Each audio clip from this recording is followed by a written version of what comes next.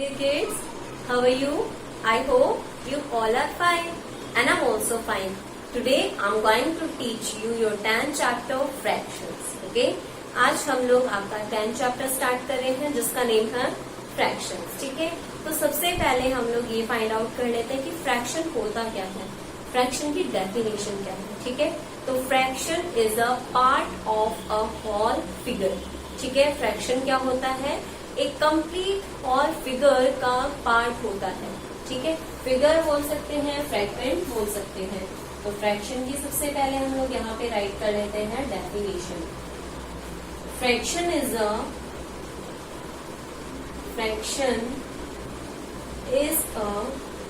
Part of a whole figure.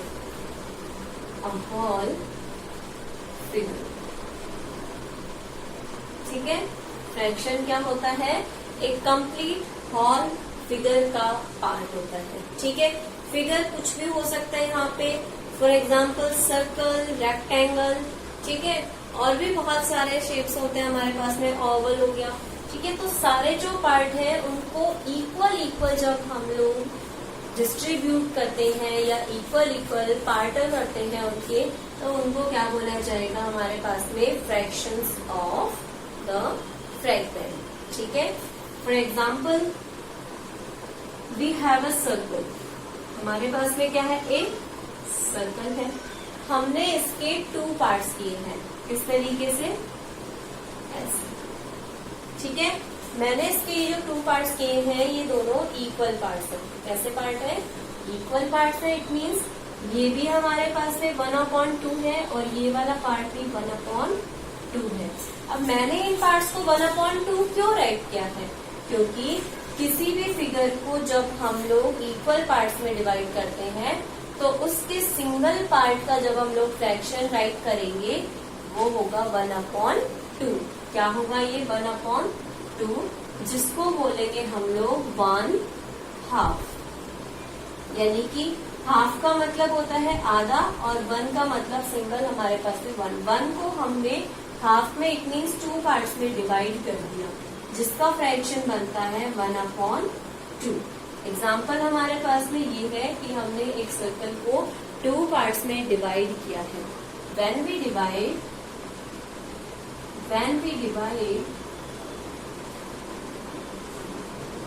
a figure into 2 equal parts,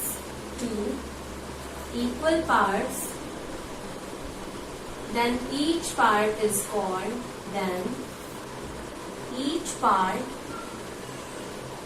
of this figure, of that figure is called 1/2.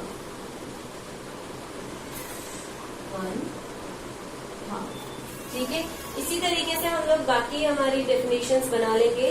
जब हम लोग हमारे एक complete figure को 2 equal parts में divide करते हैं तो उसको हम लोग क्या बोलेंगे, 1/2. और 1/2 का हमारे पास में फ्रैक्शन क्या हो जाएगा, 1/2.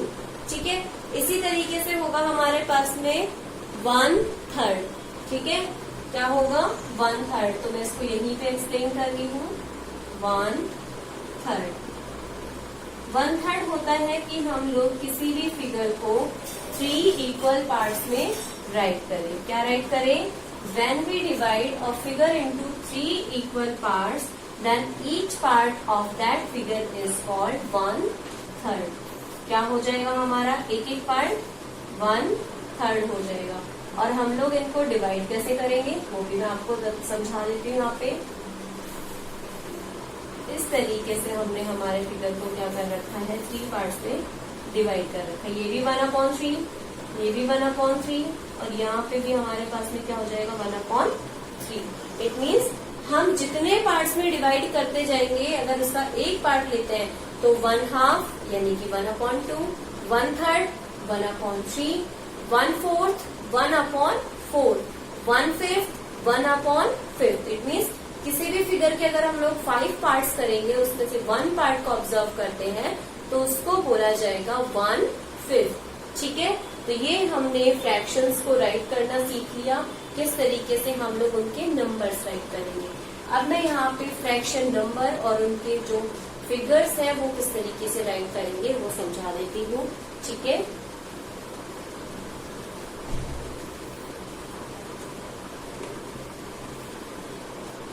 बात करते हैं हम लोग fraction number and their fractions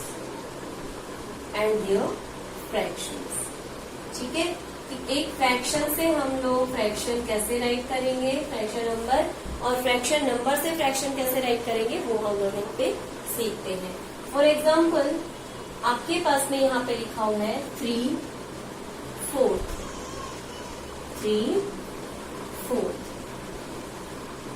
ठीक है, जो भी नंबर आपके पास में पहले लिखा हुआ है, क्या लिखा हुआ है यहाँ पे 3, तो 3 को हम लोग ऊपर राइट करेंगे अपॉन, ये क्या लिखा हुआ है 4, ये हमारे पास में फर्स्ट में जो नंबर है वो आपका कार्डिनल नंबर है, जिसको आप लोग 1 2 3 इस तरीके से अपना रिप्रेजेंटेशन करते हो।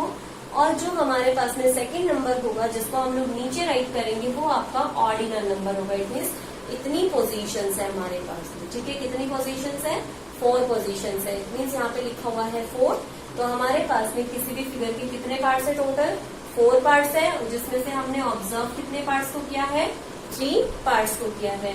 तो एक फ्रैक्शन किस तरीके से लिखा जाएगा, fraction observed part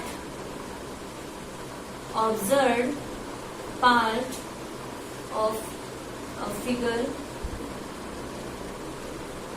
upon total parts of the figure, total part of that figure।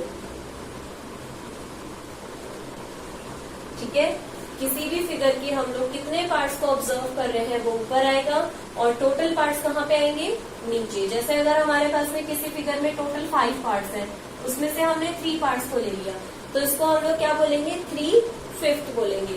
ऊपर जो नंबर होता है उसको एज इट इज लिखा जाता है, जैसे ये 3 है तो इसको हम लोग 3 ही राइट करेंगे। नीचे हमारे पास में जो भी नंबर आता है उसको हम लोग ऑर्डिनल नंबर की तरह राइट करते हैं, जैसे ये हो जाएगा 5। इट मीन्स हम यहाँ पे इसकी पोजीशन को शो करेंगे।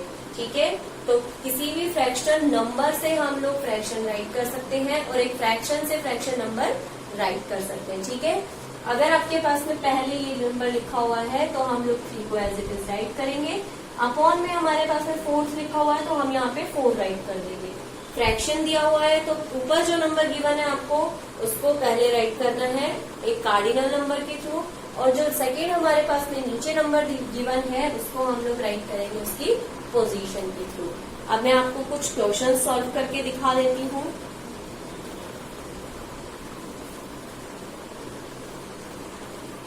शेडेड पार्ट और अनशेडेड पार्ट।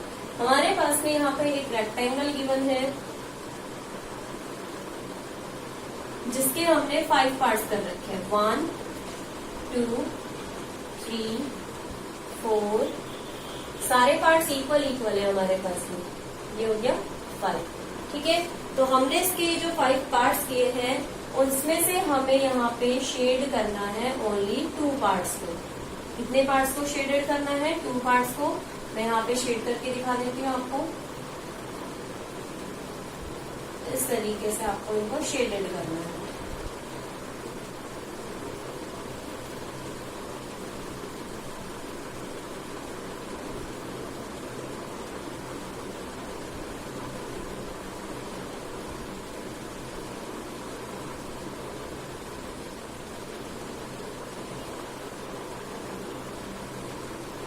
ठीक है, मैंने किसी भी रेक्टेंगल के 5 पार्ट्स किए थे जिसमें से मैंने 2 पार्ट्स को शेड कर लिया है।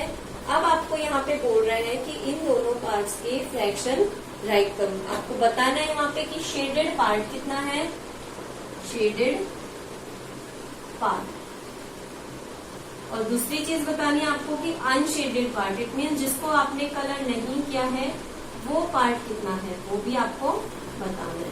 अनशेडेड पार्ट, टोटल पार्ट्स कितने हमारे पास में 5, तो हम उसको राइट करेंगे नीचे।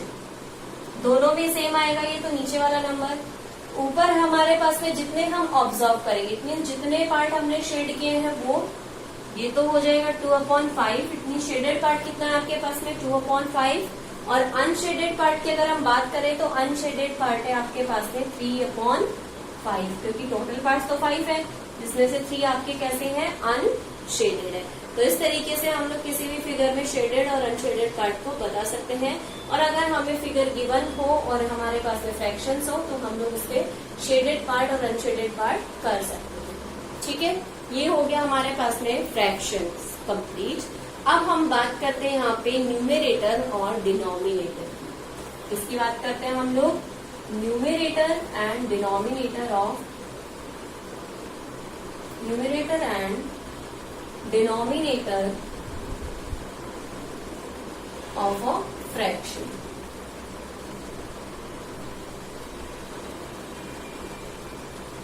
ठीक है, अभी मैंने यहाँ पे आपको राइट करके दिखाया था कि आप किसी भी फ्रैक्शन को कैसे राइट कर सकते हो। नीचे आपके पास में आता है total number of parts and ऊपर आता है कि जितने पार्ट्स आपने ऑब्जर्व किए हैं।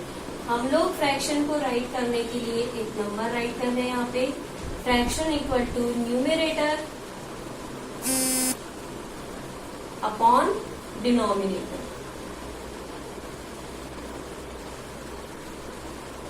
ठीक है, किसी भी फ्रैक्शन में जो पार्ट हमारे पास में ऊपर है उसको हम लोग बोलेंगे numerator of the fraction and नीचे जो भी हमारे पास में नंबर गिवन है उसको हम लोग बोलेंगे डिनोमिनेटर ऑफ द फ्रैक्शन। ठीक है, फॉर एग्जाम्पल हमारे पास में नंबर है 7/9। तो यहाँ पे हमारा न्यूमेरेटर कितना है, 7 is the numerator, 7 is the numerator and 9 क्या हो जाएगा, 9 is the denominator।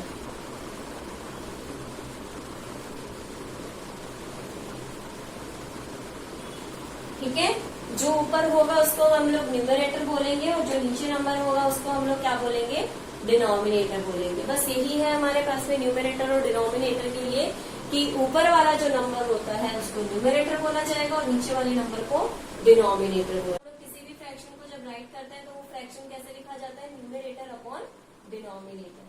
ठीक है, I hope this is much helpful to you. Thank you so much for watching and if you have any type of queries then ask me in comment box. Okay, thank you.